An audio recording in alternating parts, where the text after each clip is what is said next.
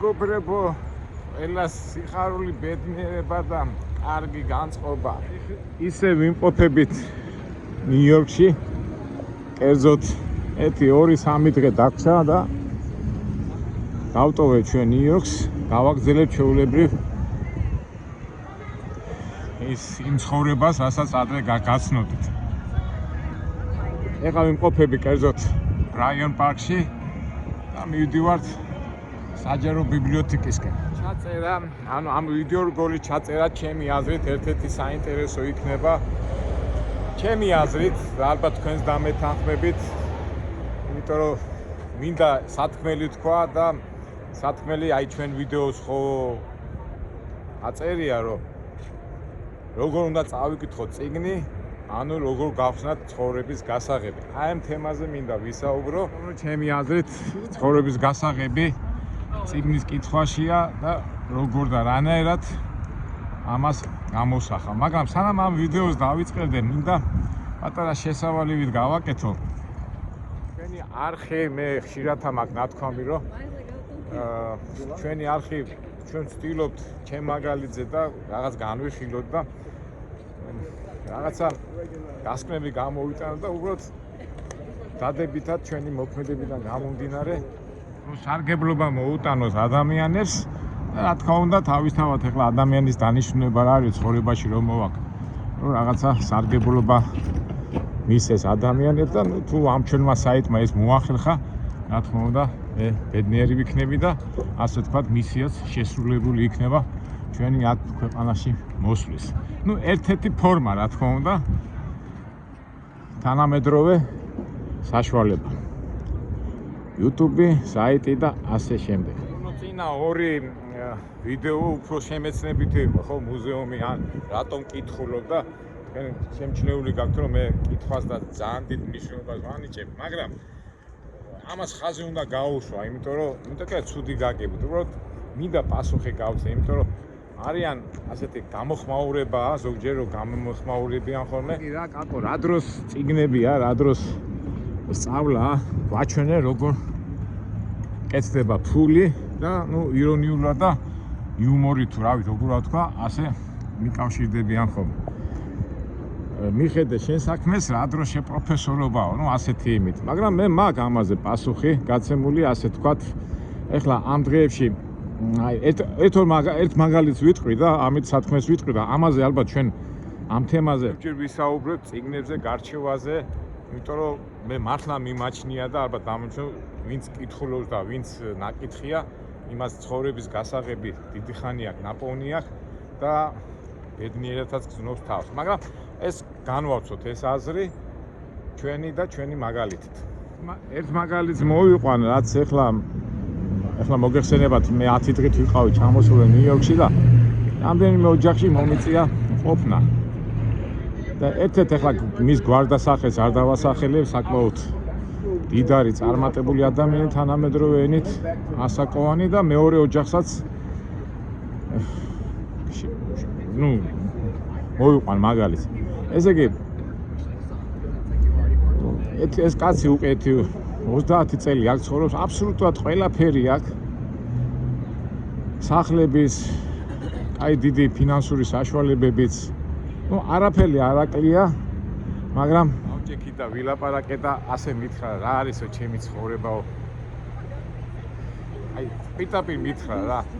აი ხო ვითომ რაღაცას მივაღწიო, იმას მივაღწიო, მაგრამ აი მოვკდებიო და ერთი სული აქვს თო, როდისო ჩემი შთამომავლობა გადაინაწილებს ამ ჩემ პრაქტიკებას, ქონებასო და მე ვის ვახშოვა, მეთქი როგორ ბატონო მაგას როგორ ამბობ მე და ასე ვამბობ იმას რაც სიმართლეაო და თვალებში ქონდა ძალიან დიდი სევდა და რაღაცნაირი აი როგორ გითხრათ სიცარიელის შეგრძნება ვიგზენი ამ ადამიანში. მე გუშინ ვიყავი სხვა ოჯახში, ოღონდ ის იმდენი შეძლებული და ესე წარმატებული არ არის, მაგრამ ისეთი ბედნიერი შვილიშვილები გარშე ტრიალებდნენ, ეფერებოდნენ, ნუ კაი გაგები და ეს კაცი იმას რო შევადარე, ეს უკვე სულხაი კი უჭირდა დიდი ბევრი დანატოვარიც არ იქნება, მაგრამ ის დაფასებული კაცი იყო. ხო და ეხლა მაგას ხარ ვეტყოდი შენ, მაგრამ აი ზრუნავდნენ და კი იყო ის მოხუცი რაღაცა ბედნიერი, მაგრამ აი ბედნიერი იყო და შევადარე ეხლა ის დიდარი ეს იმდენად შეძლებული არა, მაგრამ აი მე რა ისე თქმა მინდა რომ აი შედარებით ნაკლებად ფინანსურად ძლიერი უფრო სავსე იყო და უფრო ბედნიერი ვიდრე ის ფულიანი და რატო იცით მეგობრებო? მე ჩემი დასკვნა გამოვიტანი, არ ვიცი ახლა სიტყვით, მაგრამ აი დიდარი წარმატებული იყო ცარიელი. ეს წარმატებელი ასე ვთქვათ ფინანსურად იყო სავსე.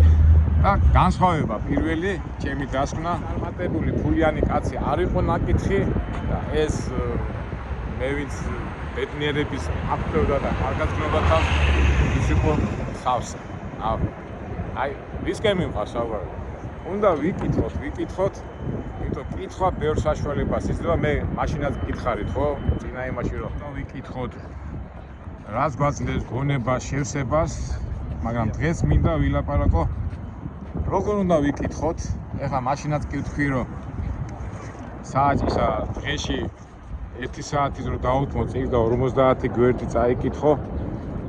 წელიწადში გამოდის რამდენი 500-600 და ნუ ეხლა წამოდგენ გარკვეული დროის შემდეგ ეხლა 1000 2000 წიგნს რო წაიკითხავ, დასკვნას კი გამოვიტან, რა თქმა უნდა და კარგია, ცუდი არ არის, მაგრამ საქმე იმაშია რომ ამ კითხვასაც აქვს თავისი ტექნიკა. შეიძლება ბევრი წიგნი წაიკითხო, მაგრამ ის დასკვნა ვერ გამოვიტანო და აი დღეს მინდა აი ამ თემაზე ვილაპარაკო. არა მარტო კითხვა, არამედ როგორ უნდა წაიკითხო წიგნი და რა უნდა გამოიტანო ამ წიგნის კითხვიდან. ამ განხილვაში იმასაც განვიხილავ, რატო ჯობია წიგნის ფიზიკურად კითხვა, ვიდრე დღევანდელ ონლაინში Google-დან და Wikipedia-დან და ინფორმაციის აღება. ნუ ამაზე განვაცოთ სიარულის დროს. თან აი ახლა მოვედი სპეციალურად. ეს არის ნიუ-იორკის საჯარო ბიბლიოთეკა. კონი ყველაზე დიდი ბიბლიოთეკაა, შეიძლება ერთად შენობა არ იყოს იმხარა დიდი, მაგრამ წარმოედგინეთ ამ ბიბლიოთეკაში ინახება 55 მილიონი წიგნი. რაც კი გამოცემულა ყველაფერი აქ არის. აქედან გამომდინარე ძალიან სერიოზული ნიუ-იორკის თვითონაც ერთ-ერთი ღირსშესანიშნაობაა და მართლა ღირსშესანიშნაობაა და ზოგადად არა მარტო აქ, არამედ ევროპაში ვინც არის ნამყოფი და საერთოდ განვითარებულ ქვეყნებში ჩვენ ვეთქვით ბიბლიოთეკა არის ყოველთვის მისი დამახასიათებელი ცენტრი. და आज ამერიკა გამონაკლისი არის ლონდონში რომ მოხვიდე, ბერლინში ბიბლიოთეკები ძალიან დიდია, თუნდაც მოსკოვში, თუნდაც თბილისში ხო რა გვაქვს და ეს ძალიან სერიოზული თემაა. თან დავათვალიერო და თან ვილაპარაკოთ იმ თემაზე, რითაც დავიწყეთ. როგორ უნდა წავიკითხოთ წიგნი. თან შევიდეთ ამ ბიბლიოთეკაში, შესვლა უფასოა. ნახეთ კლასიკური იმაში აშენებული, ეს ბიბლიოთეკა აშენდა 1911 წელს, როგორც ვიცი 1895 წლიდან ამ ბიბლიოთეკა კითხველთა საზოგადოება, როგორც მოგესალმებათ ამერიკაში, რაც შენდება იკრიფებიან ხოლმე და 3 მილიონერი იყო ასე ჯონ ჯეკობსი, ლენოქსი და სამუელ ტილდენი, აი მაგათი იდეიდან გამომდინარე მოაგროვეს ფული, თავის ფულის დადეს და აი ესეთი მშვენიერი უზარმაზარი კლასიკური ნამაზია რა, მარტო როგორც არქიტექტურად რო შეხედო სასწაულია, აი ეს ბიბლიოთეკა ააშენეს. მოდი შევიდე ჩიგნით, აქაც გონი როგორც თვითონ ეს აეროპორტში რომ მიდიხარ, გამოწმებენ და მოდი ახლა შევიდეთ, რომ შეგვამოწმდა შევიდე ჩიგნით და მე გავაგზავნოთ საუბარი. შემოვედით და ამხელა გრანდიოზული შენობა, ნუ ამერიკელები იყო გრანდიოზულობა მთელი მარმარილოში. სასწაულია. ეხლა საიდან დავიწყოთ? არ ვიცი ახლა ვიდეოში ჩანს თუ არა ეს გრანდიოზულობა, მაგრამ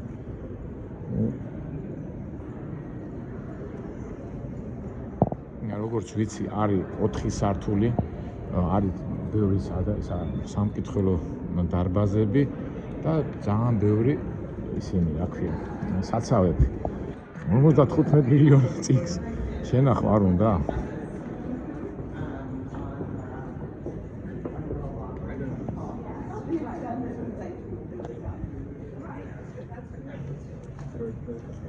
ალამაზია რა, ეს არის და რო შემოდიხარ, იქნება განწყობა. ამ განწყობაზე მე ცოტა ხანში ვილაპარაკოთ. მოდი იცი რას ვიზახები თან ვივლი.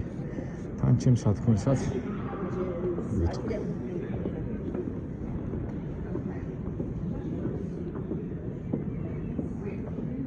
ეს უყვართ ხოლმე ყოველთვის იმ ადამიანებს დაფასება, ვინც ახლა აქ არის ვინც foundation. ეს კი New York Public Endowment Foundation ვინც დააფინანსა, მათი გვარებია ჩამოწერილი და ბუნებრივია ხა შვილი ან შვილთაშვილი იამაყებს, რომ მის ბებიას ან ბაბუას რაღაცა წილი აქვს და მიღებული რომ რა ქვია მიღებული მონაწილეობა ამ გრანდიოზული სილამაზის შექმნაში. ეხლა აქ არის ვიცი როგორც ვიცი არის სამკითხველო დარბაზი, მაგრამ სამკითხველო დარბაზებში უნდა იყო მისი წევრი, ასე ვთქვათ რომ შეგიშვან, არ უნდა იყო ან სტუდენტი ან სამკითხველო დარბაზებია იქ შიგნით. ეხლა სამწუხაროდ მე არ შემიშვებენ. ნუ ზოგადად სტუდენტები მიდიან.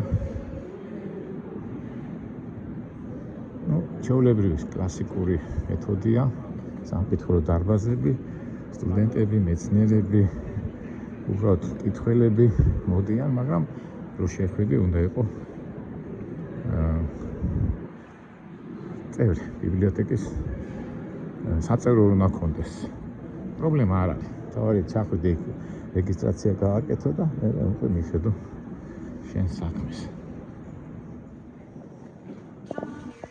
ძალიან დიდი სიუცეა, ბევრი სართულებია, დარბაზებია, მაგრამ მოდი ხო, წეღანავსკი მოდი ახლა მე ვილაპარაკებ ჩემს საქმესთან.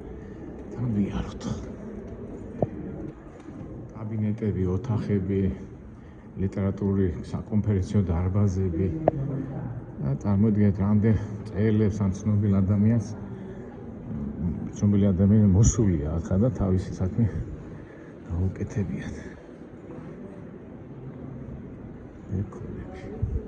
სიტყვი რომ ეს ბიბლიოთეკა ძალიან ამაყობს, ესე იგი გუტენბერგის პირველი ნაბეჭდი წარმოიდგინეთ, ბიბლია აქ ინახება ძალიან დიდი. ხოით ამერიკელები იციან ხოლმე ყიდვა და მე ეთქვა ევროპაში იყიდეს და აქი წარმოიღეს. არის ბევრი და ბიბლიური აი ფასი რო არ აქვს ისეთი წიგნებია ძალიან და ხო ერთი მინდა გამახსენოთ მე აქ 10 წლის წინ მაშინ რომელ წლებში ვიყავი ხო 99 წელს ვიყავი და იყო გამოფენა მე ჩემ წიგნში მაქვს ეს აღწერილი და იდო ესე იგი ბურგასარისა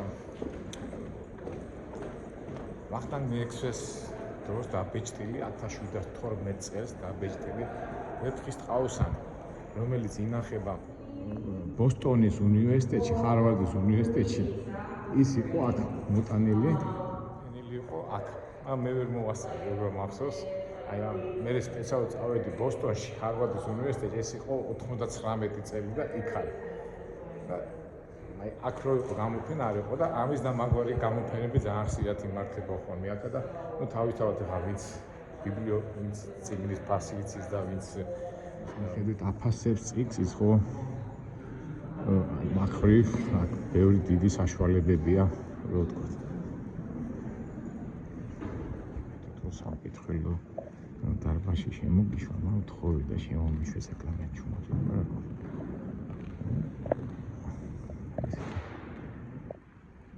შეგვიძლია გამოწერო წიგნი დაждე. უბრალოდ ახლა მე არ მინდა რომ შევაწყო ეს ერთი დარბაზია, სოლომონის დარბაზი ქვია, მაგრამ ძალიან ბევრი დარბაზებია სადაც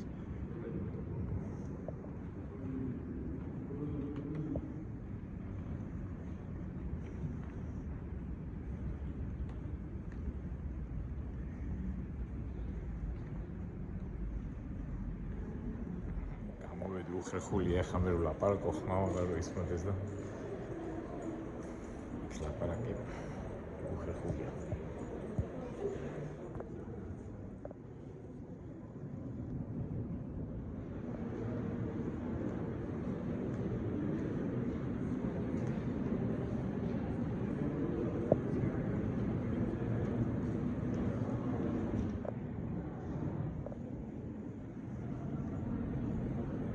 გავიდეთ რომ ძალიან უხერხული, იმიტომ ძალიან სიწყნარია და ეხლა მე რო დავიწყოთ ლაპარაკი, ჩემი მხრიდან არ იქნება ლამაზი.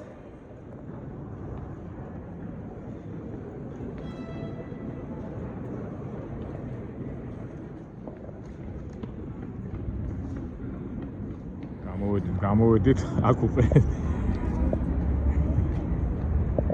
ძალიან უხერხულია იქ საუბარი, აქ უფრო ხმამაღლა ლაპარაკი უფრო კარგად ისმის და ჩვენი სათქმელი აქ უფრო შებოჭილები არ ვიქნებით, რომ თქვა ჩვენი სათქმელი. თან წრეს დავარტყამ, დავათვალიეროთ ამისი და თან ვისაუბროთ.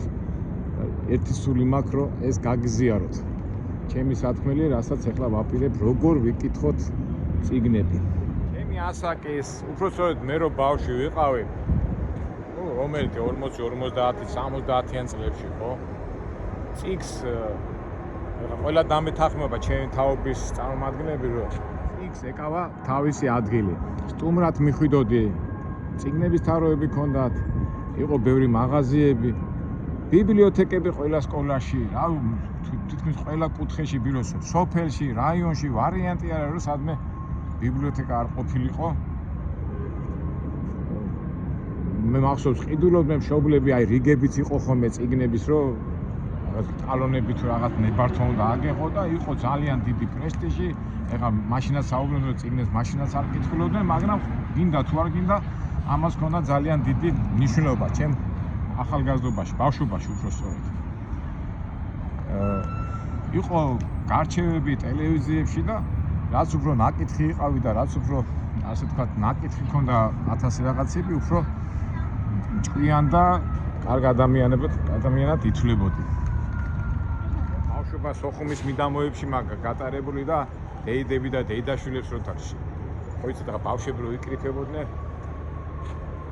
ჩვენ ასე რომ ახსოვს რომ წიგში რაღაც რაიონში, წებელდაში, სოფლის რაიონში იყო წიგნი, ისა ბიბლიოთეკა და გამოვიტანდი და 10 საათიდან პირველ საათამდე აღზარული ქონდა ვეთამაშა. აი 3 საათში უნდა წაგვეკითხა, იმიტომ რომ რა ვიცი, გინდა არ გინდა, თამაში გინდოდა თუ არ გინდოდა, უნდა გაჩერებული ყავი და უნდა გეკითხა და აი მადლობა ჩემ ნათესავებს, ამის ჩემ დეიდეს, რომ აი ეს რაღაცას გიკეთებდნენ და აი ეს მაშინ რაც წავიკითხე, ესაც დღემდე კარგად მახსოვს.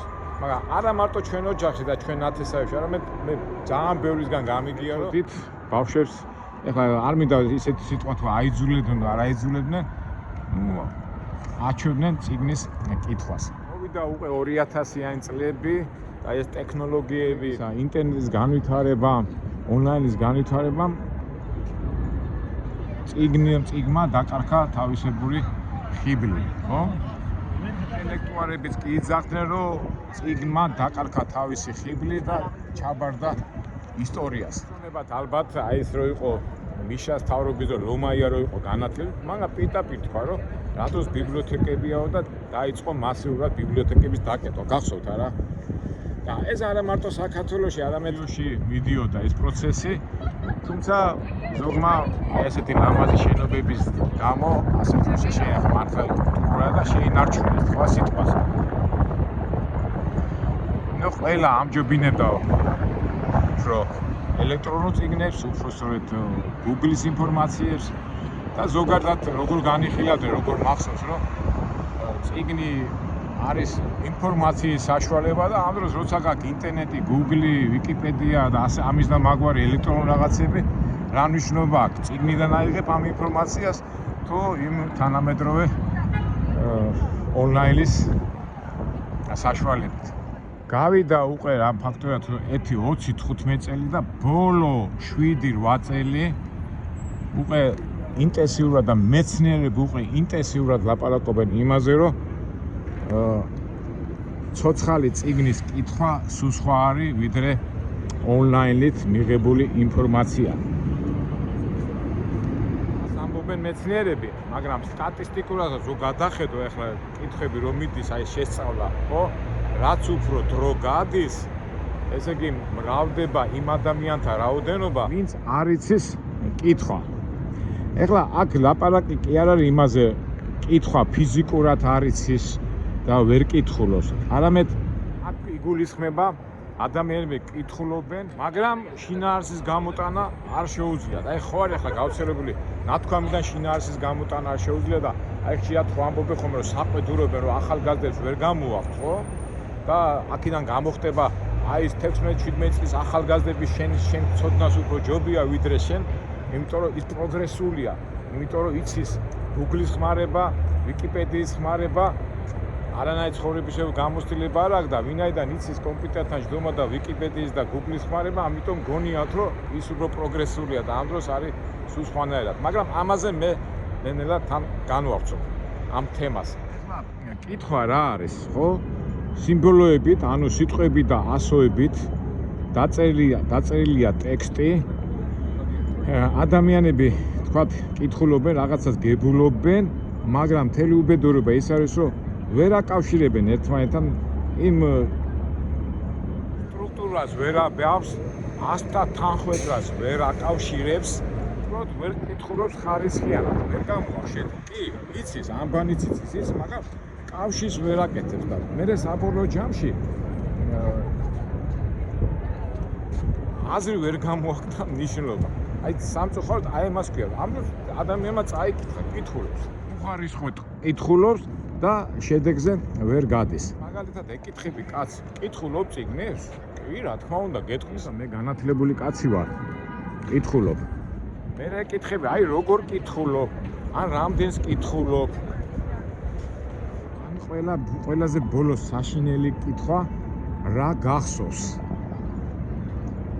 და სწორად ვიტყვი, აი წაკითხულიდან რა გახსოვს და ой საოცრება ისეთი პასუხები მოდის, ну საერთოდ ზოგადად მოდის გაურკვეველი, უსაბუთებული და ну ასე ვთქვათ, უხეშად არ მინდა, რომ უხარისხო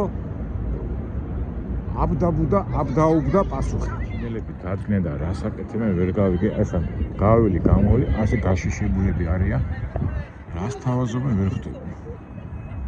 ფალანგაფა. რაღაცა იოგური რაღაცა. აი ხა ხო გავიარ, გამოვიარე და тканან ასე. უცნაურიც არ არის. კარგად რო ჩავწყვეტ და დავინტერესდებთ, რა უნდა ამას რო გავიგოთ, რასაკეთებენ, წიგნი უნდა ამას. ყურადღება მოდი გავაგზავნოთ ჩვენი საუბარი. ხო, აი ესეთი შედეგია ახლა მე რაც ვისაუბრე, ხო? და მოდი ეს ახლა ზოგადად ვისაუბრე, რაც ვისაუბრე. ახლა უკვე განვიხილოთ კონკრეტულად როგორ უნდა გაკეთდეს. ამას მე ჩემ გამოცდილება და წაკითხულიდან გამომდინარე ვიტყვი და ალბათ ზოგს გამოადგება ეს ჩემი ასე ვთქვათ გამოცდილება. უბრალოდ თემა როგორ უნდა წავიკითხოთ წიგნი. იმ შედეგზე არ გავიდეთ, რომ პასუხზე წაკითხული არ დაგვავიწყდეს და უბრალოდ ამხელა დაკარგული დრო, რაც წიგნზე გინდა, ის ხარისხიანად გემრიელა და შედეგზე გავიდეთ. თორე იკითხე და იყავი. რამდენი იკითხე და იყავი, ხო, ასეთი გამოთქმა ვარ. პირველი განსხვავება და ამას მე განვავრცობ, როდესაც ცოცხლად კითხულობ წიგნს, ის გეხმარება ну, საცოცხლა და მე გულისხმობ ვადარებ თანამედროვე Google-ის და ონლაინის სისტემას. ეს აზრი ჩემ საუბარში იქნება და განვავრცობ ამას. ცოცხალ წიგნს რო კითხულობ, ეს გეხმარება პიროვნულ ჩამოყალიბებაში. პიროვნება, რომელიც ახერხებს აზრის გაანალიზებას, ჩამოყალიბებას და ყოველი მოქმედების განსაზღვრო ჩარჩოში ჩასმაში.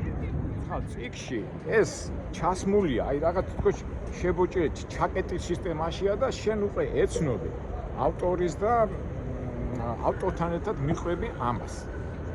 ეს განსხვავება მე პირველი მიზეზი არ კითხულობენ ადამიანები წიგნს, იმიტომ ცოტა ენერგია უნდა დახარჯო, იმიტომ რომ თანამედროვე ონლაინ უფრო ადვილია, დააჭირე კნოპკას იქით-აქით და წიგნი უნდა აიღო, ცოტა დრო დახარჯო ამაზე. თუმცა ჩვენ ვისაუბრებთ, ხო? რომ 1 საათიც რო დაუთმო 50 გვერდის საკითხვას, ესეც მაგარი შედეგია. ეხლა ასეთი გამოთქმა რომ რაც უფრო ბევრი წიგნი წაკითხული, ესეც გამოსო, ესეც არ არის გამოსავალი. თავარია წაიკითხო სწორად და გარკვევით და წესებით. ვფიქრი რომ ბევრ ადამიანმა არ იცის კითხვა და ბევრს გაუკვირდება. და რას გულისხმობ მე ამაში, ეხლა ჩამოგიყალიბებთ. იმიტომ რომ რატოა რომ ადამიანები ვერ ამჩნევენ არიციან. რატო იცით? იმიტომ რომ კითხვა როგორც სხვადასხვა სპეციალობა, პროფესია, მაგასაც უნდა სწავლა. და რატო ვერ ამჩნევენ ადამიანები რომ კითხვა არიციან? კი, თითქოს წაიკითხა კითხვა, მაგრამ ეს არ არის კითხვა. გეტყვით ახლა რატო უცნაურ რაღაცას ვამბობ, მაგრამ მეტესი ადამიანები რო კითხულობენ, ამას კითხვას როგორც მოცემულობას ისეღებულობენ. რას გულისხმობ ამას? ახლა მაგალითად ჩვენ რო ყურებით, უსმენთ, უბრალოდ ფიქრობთ, ჩვეულებრივი ამბავი მიგვაჩნია. და ამას ვაკეთებთ ავტომატურად, მაგრამ უყურეთ, მე კი ვიხედები, მაგრამ საკმარისია დავფიქრებ, აბა ცოტა სხვანაირად შევხედო, ან რაღაცა მუსიკას ვუსმენ, სხვანაირად მოусმინო, ან უბრალოდ რაღაცას ხო ვფიქრობ და ცოტა კრიტიკულად აზროვნებ და უკვე შედეგზე გადიხარ. აი ამას ვიძახი რა, ეს მოცემულობას უყურეთ როგორც მოცემულობას და ამას ყველაფერს ვაკეთებ ავტომატურად. და აი ეს ავტომატიურობა უკვე არის შედეგზე ვერ გადიხარ. აი კაცმა აიღო წიგნი, ხო? და უმეტესობა როგორ არის? შეხედავს და ეს ხო ჩემნაირია, ხო? აი გმირია რაღაცა, ჩემნაირი და თითქოს სარკეში იყურება რა. აი გარი მისი ხედვა. და სინამდვილეში ცოტა იქით დაფიქრდეს, ამას აღარ აკეთებ. ნუ მაგას ჩვენ ვეძახით კრიტიკულ აზროვნებას. მე აქ რა ეს ახლა ჩვენ ბრაიან პარკში ვარ და ცოტა მუსიკა არ შეგვიშალოს ხელი. წავიდეთ უკან დავბრუნდეთ ისე. და რო ვკითხულობთ, ჩვეულებრივად ვკითხულობთ და ეს კითხვა ხდება ავტომატურად. ამ დროს კითხვას უნდა წესები. ესე იგი, კითხვაც არის ხელოვნება. უნარი რომ სიღრმეში ჩაწვდე იმაში, რასაც ავტორი უნდა, და ამას აქვს თავისი წესები, ღირებულებები. და რაც ამას სჭირდება, ეს რომ ასე ვთქვათ, ჟარგონით რომ დაამუღამო, უნდა ვარჯიში და წიგნების სწორად კითხვა. ისტორიაში წავალ, ხო? პირველმა ყოფილმა ადამიანმა გამოქვაბულში რომ დაიწყო ხატვა, რაღაცებით გაჩხაპნა, ხო, რა უნდოდა რომ თავისი გარშემო სიტუაცია ეჩვენებინა, ვიღაცისთვის გადაეცა და სიმბოლოებით. დავიდა დრო და ეხლა კითხვის დროს ეს ასოები და სიტყვები სიმბოლოებია. თავისთავად ეხლა როგორც მუსიკაში მელოდია, ესეც სიმბოლოებია, არქიტექტორს თავისი სიმბოლოები აქვს, რაღაცა გააკეთოს, ლანდშაფტი გააკეთოს ჩვენებელმა და ამ სიმბოლოების საშუალებით რაღაცას მიაღწიოს ადამიანმა, ხო? ასე ზოგადად ლაპარაკობ. კითხვა, არის ფართო, კოდია, სიმბოლოების კოდი, რომელიც ამ კოდების და ამ სიმბოლოების და ასე ვთქვათ, კოდების საშუალებით ადამიანი აღწევს მისაღწევს. კოდისა და სიმბოლოების გახსნით, კითხვის ფართო მასშტაბით შინაარსი წვება და ადამიანის ცხოვრება ხდება აზრიანი, შინაარსიანი და ბედნიერი ხდები რა, უკვე რო იცი რა ხდება, ეს შენში რო არის და ეს შენში რო ხარ, ეს სავსე რო ხარ, ხო? ეს არის მაგარი საშუალება და ამას იძლევა კითხვა. წიგნის კითხვა არის ძალიან საინტერესო პროცესი, ძალიან ფსიქოლოგიური პროცესიც არის. ეხლა ბავშვს რო დააძალო წიგნის კითხვა არ გამოვა, ხო? ესე იგი რა უნდა გააკეთო, ესე იგი რაღაცა мотиваცია უნდა მისცე, იმიტომ რომ თვითონ წიგნის კითხვა არის კონცენტრაცია. კონცენტრაციას უნდა ენერგიის დახარჯვა. აი ახლა ბავშვი ლაპარაკობდი, ერთი სული აქ ითამაშოს, გაიქცეს, გამოიცეს, კუკუ დამალობნა ითამაშოს, ამ დროს ეუბნება, მოდი წიგნი წაიკითხე. ესე იგი რა უნდა ხნე ხა მე პედაგოგი არა ვარ, ხა პედაგოგებმა რა თქმა უნდა იციან როგორ მოიხსენ, მაგრამ მე ჩემი აზრით ვამბობ, რომ ეს ხო არ დააძალე. ესე იგი რაღაცა мотиваცია უნდა, ესე იგი დააძალე, უნდა დააინტერესო. ან რაღაცა სარგებელი უნდა ნახოს.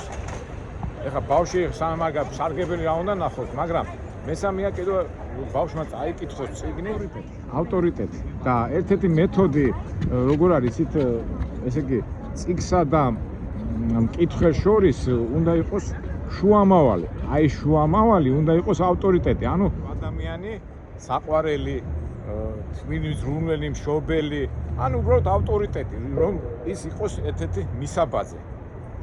იმიტომ რომ ყველას გვინდა ჩვენ წარმატება, ყველას გვინდა რაღაცას მივახციოთ, მაგრამ რო გავხდა მისაბაძე და ამიტომ შენც იმას მიხედა. აქედო შუამავალ ძალიან დიდი მნიშვნელობა აქვს, რომ დაიწყოს ადამიანს კითხვა, ნუ განსაკუთრებით ძირითადად ნუ ბავშვებზე, ხო, ეხლა ბავშვი თვითონ ხო არ მივა, მაგრამ შენ როგორც მშობელი ან ბიძა ან ნათესავი რაღაც მაგალითს მისცემ და კარგი მოყოლით, კარგი მაგალითით ის ბავშვი დაინტერესდება, იმიტომ რომ მოუნდება ბიძასავით, დედასავით ან ბაბუასავით გამოვიდე და აი წიგნისკენ მივა ეს ადამიანი და უკვე ურჩევნია იმ თქვათ ბურთის ბენას და რაღაცა 1-2 საათი დახარჯოს წიგნის კითხვაში. რა შეეხება ბავშვს, მაგრამ აი დიდს როგორ უნდა დააწყებინო კითხვა. აი დიდებთან უფრო მარტივია, იმიტომ რომ დიდს უფრო მეტი ინტერესი აქვს და უკვე რაღაცა უნდა, თქვათ ამ ფული შეუნა, ან რაღაცა ტექნიკური საშუალება, რომ რაღაცა უნდა წარმატება და აი ძმაუც აიკითხე წიგნი და გააკეთე და აქ უფრო აი ბავშვთან შედარებით ძნელია, მაგრამ ნუ საერთო ჯამში ორივე შემთხვევაში აუცილებელია мотивация და мотивация ნუ დიდებზე ვიძახი, რომ რომელიც რაღაც სარგებლობაში გადადეს. ამ დროს სარგებლობა ძალიან დიდია და როგორ თქვათ, შეუფასებელი. კი, წაიკითხა და ზემოთ ვერ ვილაპარაკე, რომ რაღაცა უკვე აკლია, უნდა იცოდე ის გაშიფრვა და მე მარტივად გეტყვით, აი ალბათ ეს არის უნიკალური ფორმა, რომ კითხულობ, უნდა იცოდე სტრუქტურა, მე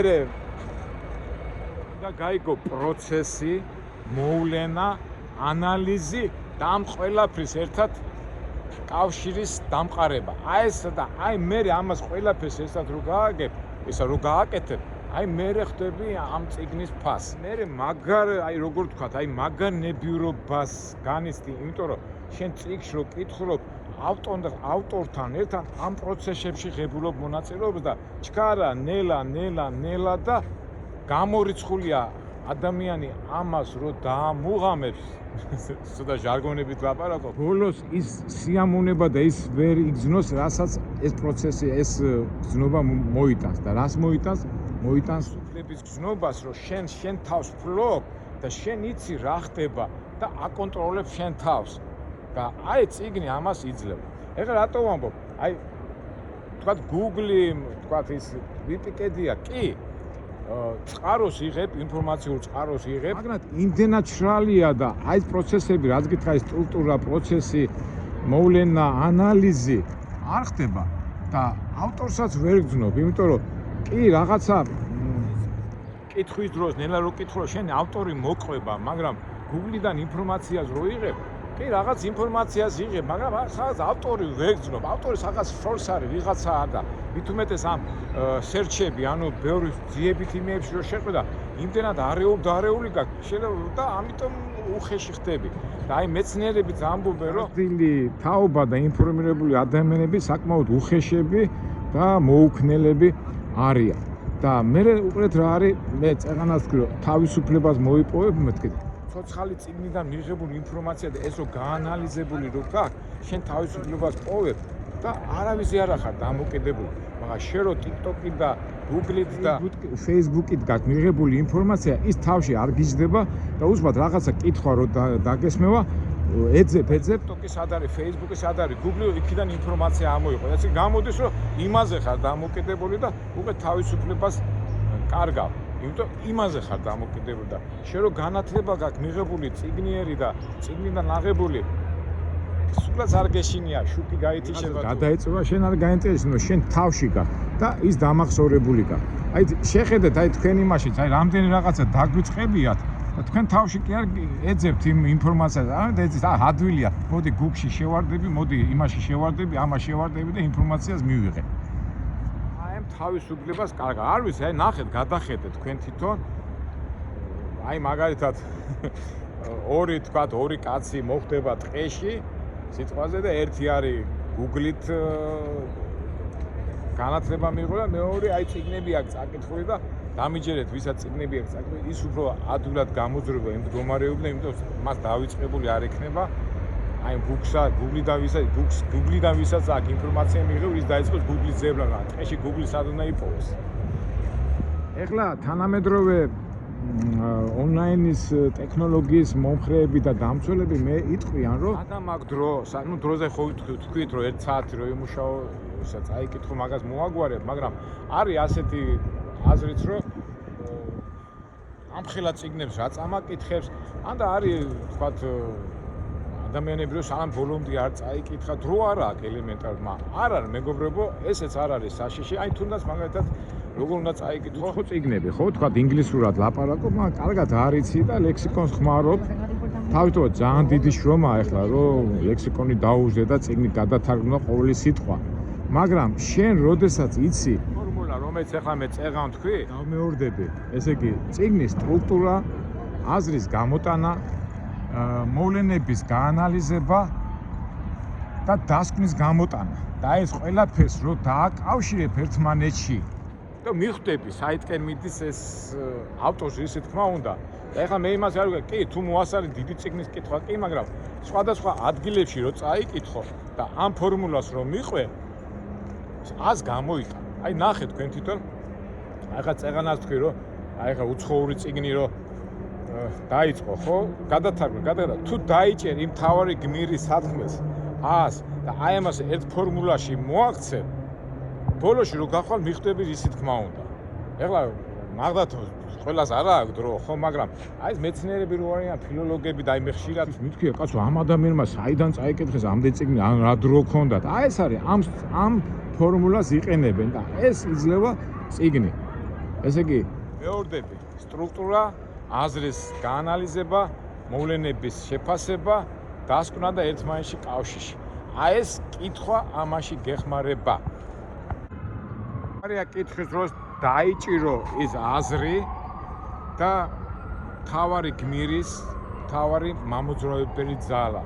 და ეს თუ დაიჭირე, მე ვამბობ ხოლმე, მოდი ყველაფერს დაარქვით თავის სახელი და თავის ადგილზე გასვი.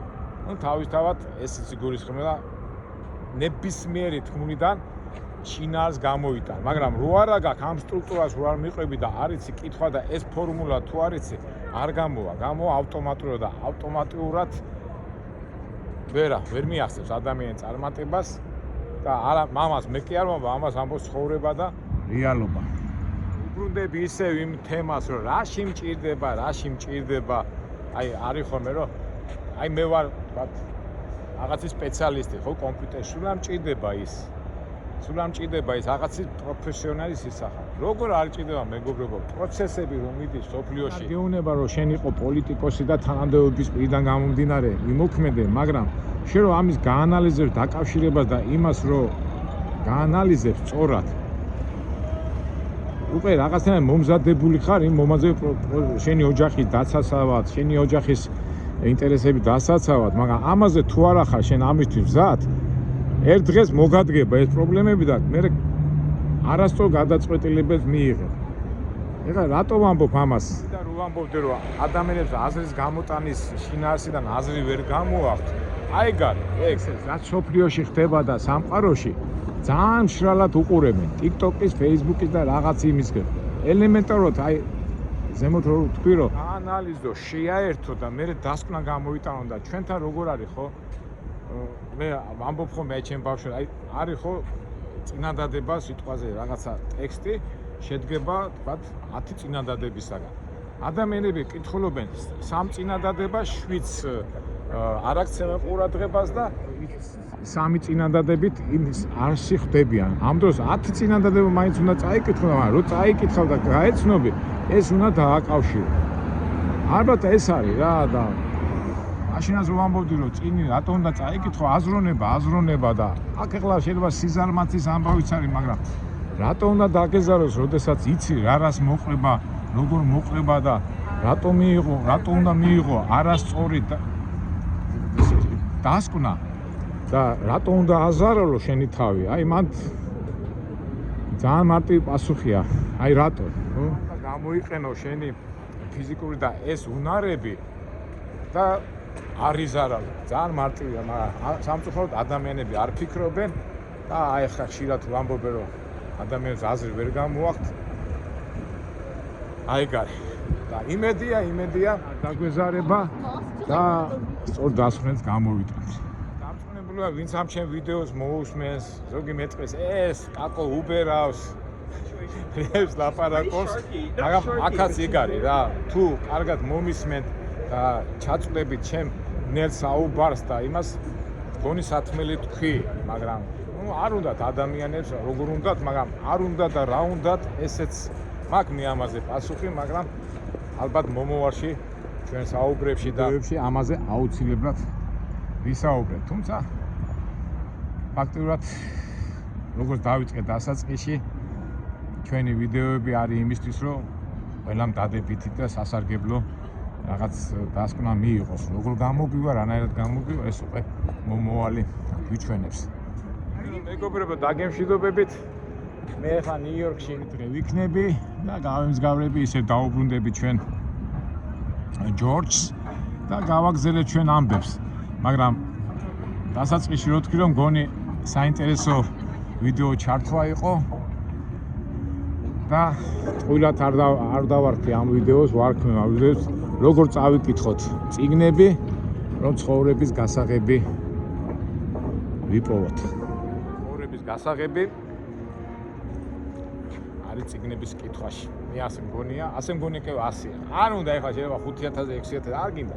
წაიკითხეთ თქვა 500-600 წიგნი, აი იმ ფორმულას მივყვეთ, რაც მე ზემო ჩამოვაყალიბე და დამიჯერეთ მეგობრებო, ძალიან ძლიერები იქნებით, არაფრის არ შეგეშინდებათ, იქნებით ბედნიერები და ვიდეოს დასაწყისში რო ვთქვი, რომ ის კაცი ერთი მდიდარი და მეორე შედარებით ნაკლებ ფინანსური და რომელი უფრო იყო ბედნიერება და მეც მარ ისთვის გაგვაჩინა ბედნიერების გულს არ გაგვაჩინა და გვაქვს უფლება არ ვიყოთ ბედნიერები.